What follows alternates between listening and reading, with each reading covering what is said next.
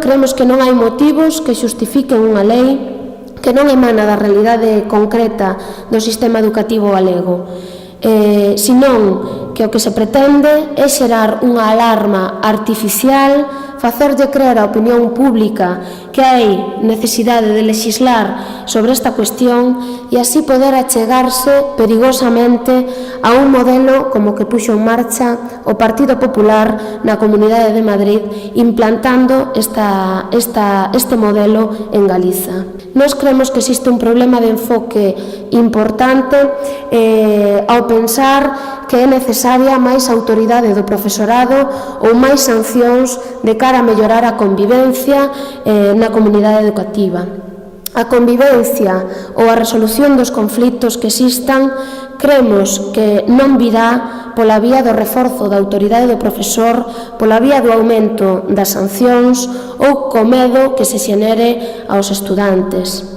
A correcta convivencia virá polo investimento nas vías educativas, nas vías formativas, no impulso de labores de mediación na busca de solucións, polo aumento dos recursos destinados á orientación e atención á diversidade, mais non pola vía de impoñer legislativamente un texto como este, nin pola vía das sancións. Nós creemos que este anteproxecto é unha aberración antipedagóxica.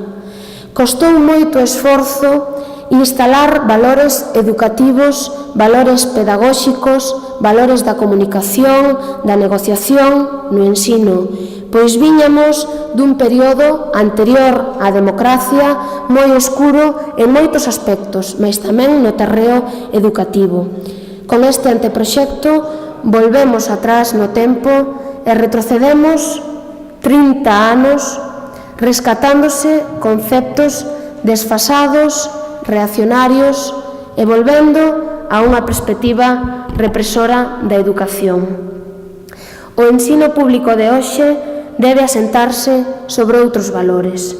Imos traballar dende Galiza Nova coas asociacións de pais e nais, cos sindicatos, coas organizacións estudantís, pola retirada deste anteproxecto, informando especialmente no noso ámbito os estudantes, que son os principais afectados por este futuro novo marco legal. Galiza Nova acudirá a todos os centros educativos de secundaria. Faremos aproximadamente 100 asambleas de estudantes co obxectivo de recadar apoios entre o estudantado, entre os delegados e delegadas de curso e entre os consellos escolares dos centros. Tampouco descartamos movilizacións en contra deste anteproxecto de lei, se o Partido Popular desoe o clamor da comunidade educativa.